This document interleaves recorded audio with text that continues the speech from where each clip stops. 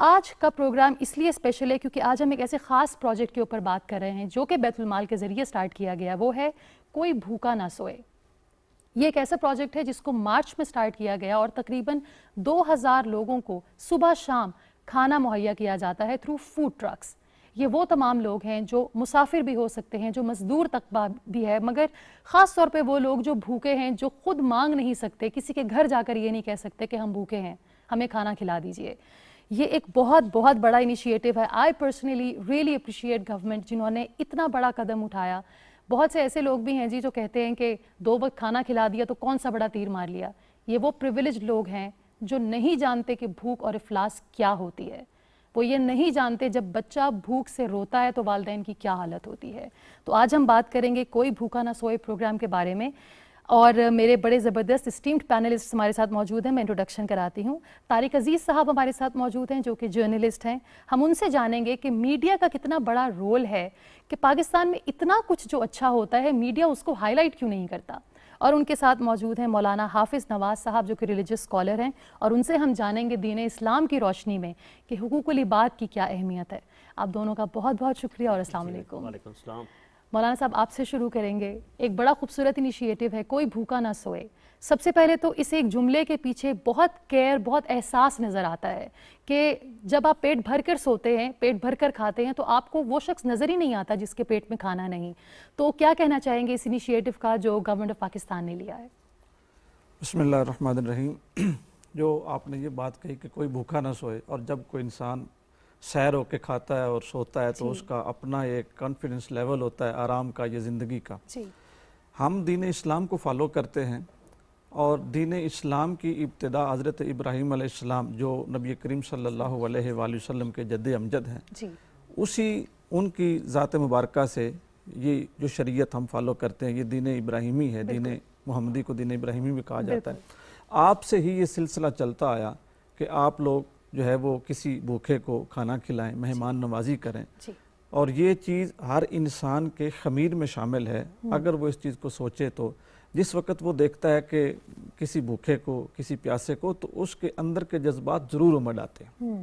حضرت ابراہیم علیہ السلام کا یہ ایک معمول تھا کہ جس وقت تک وہ کسی بھوکے کو، کسی مسکین کو، کسی فقیر کو یا کسی مہمان کو کھانا نہیں کھلا لیتے تھے تو وہ خود کھانا نہیں کھاتے تھے۔ اس کی ایک میں مثال آپ کو دوں گا کہ ایک مرتبہ ایسا ہوا، بلکہ ان کے بارے میں تو یہ بھی تھا، ان کی ایک لقب ہے ابو الضیوف، یعنی مہمانوں کا باپ، یہ ان کا لقب تھا، کنیت تھی ان کی۔ تو ایک مرتبہ وہ کھانا کھانے لگے تو انہیں کوئی شخص نہ ملا، تو وہ باہر نکلے اور دور سے کوئی شخص آتا دکھائی دیا، اس کو بلایا، پاس بٹھایا۔ اب جب وہ کھانے کے لیے بیٹھ گیا تو انہوں نے بسم اللہ الرحمن الرحیم پڑھا۔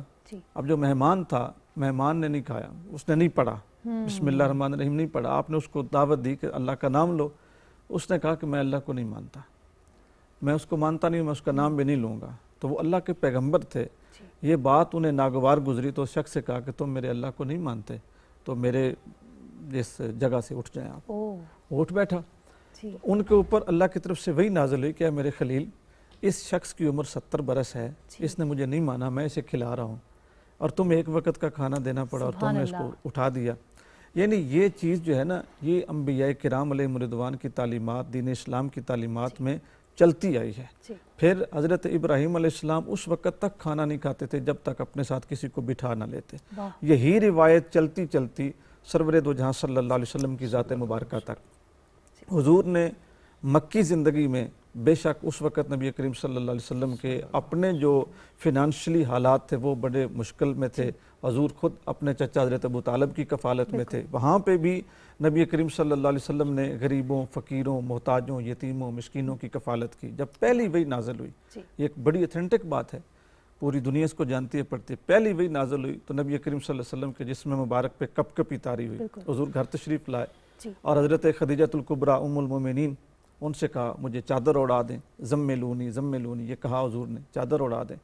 تو انہوں نے جب چادر اڑا دی اور نبی کریم صلی اللہ علیہ وسلم کے حواس بحال ہوئے، اپنی بیوی کی طرف سے بھی حضور کو جو ہے نا وہ محبت دی گئی، تو حضرت خدیجہ نے پوچھا کہ کیا معاملہ ہوا۔ جب حضور نے سارا معاملہ بتایا تو حضرت خدیجہ الکبریٰ نے نبی کریم صلی اللہ علیہ وسلم کی اسی صفت کا ذکر کیا کہ اے اللہ کے رسول، آپ کا رب آپ کا نقصان نہیں ہونے دے گا، آپ یتیموں کی مدد کرتے ہیں، آپ فقیروں کی مدد کرتے ہیں، آپ مسکینوں کی مدد کرتے ہیں، بیواؤں کے سر پہ دست محبت و شفقت رکھتے ہیں۔ حضور کی ذات سے یہی اکتساب پھر نبی کریم صلی اللہ علیہ وسلم، یعنی وہ شخصیات جو نبی کریم صلی اللہ علیہ وآلہ وسلم کی مسند پہ تشریف فرما ہوئی۔ حضور کی ذات میں تو سخاوت بدرجہ اتم تھی، لیکن حضور کی جو صحبت تھی اس صحبت نے پھر حضور کے اصحاب میں اس کے اثرات چھوڑے۔ حضرت ابوبکر صدیق رضی اللہ تعالیٰ عنہ اپنے کاندھے پہ رات کی تنہائیوں میں سامان رکھ کے فقراء، غریب، مسکین ان کو دیتے تھے۔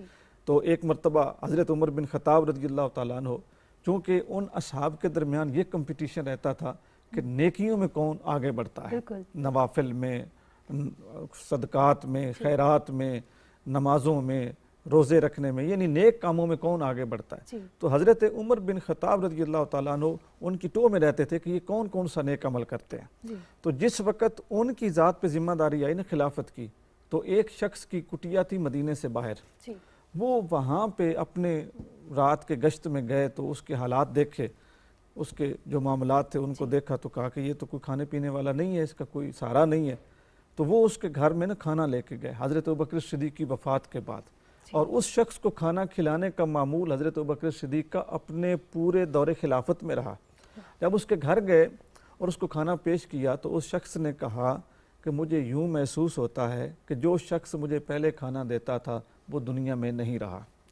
حضرت عمر بن خطاب رضی اللہ تعالیٰ عنہ کی طبیعت مچل گئی اور آپ نے اس شخص کو پکڑ لیا، کہا اس کا مطلب یہ ہے کہ تم نے پہلے شخص کی نرمی، رحم دلی اور اس کے اندر جو ایک فقیری کا وصف تھا تم نے اس کا غلط فائدہ اٹھایا ہے، تم تو ٹھیک ٹھاک ہو اور تم ان سے کھانا لیتے رہے۔ اس نے کہا نہیں ایسی بات نہیں ہے۔ کہا کیا ہے؟ اس نے کہا کہ دیکھو میرے منہ میں دانت نہیں ہے، پہلے جو شخص تھا نا جو مجھے کھانا دیتا تھا وہ پہلے کھانا خود چباتا تھا، چبانے کے بعد میرے منہ میں رکھتا تھا اور پھر میں نوش جہاں کرتا تھا۔ آج تم نے بغیر چبائے مجھے کھانا دیا ہے تو مجھے احساس ہوا کہ وہ شخص دنیا میں نہیں رہا۔ کیا بات ہے، وہ شخص دنیا میں نہیں رہا۔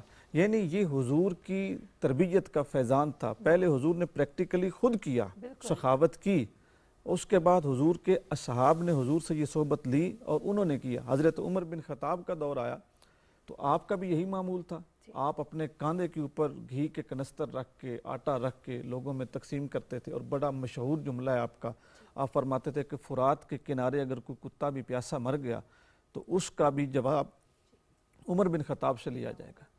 حضرت عثمان غنی رضی اللہ تعالیٰ عنہ، کتنی بیوائیں، کتنے فقیر، کتنے یتیم بچے، ان کو وہ اپنی جیب سے پالتے رہے، اور کئی موقع ایسے آئے کہ جس وقت ان کی جو سخاوت ہے بالخصوص فقراء کے لیے، یعنی جب مسلمان ہجرت کر کے مدینے آئے تو سارے مسلمان ہی فقیر تھے، مہاجر جو تھے مکہ سے ہجرت کر کے مدینہ آئے تھے، سب سے بڑی ضرورت پانی کی تھی، سب سے بڑی ضرورت کہ وہ کیسے قیمتاً خریدیں، جن کے پاس اوڑھنے پہننے کو کپڑا نہیں ہے وہ پانی کیسے لیں۔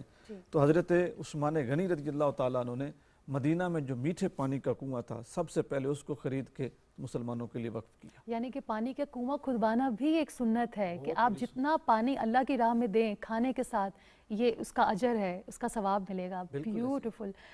طارق صاحب اتنی پیاری پیاری مولانا صاحب باتیں کر رہے ہیں، and we are so lucky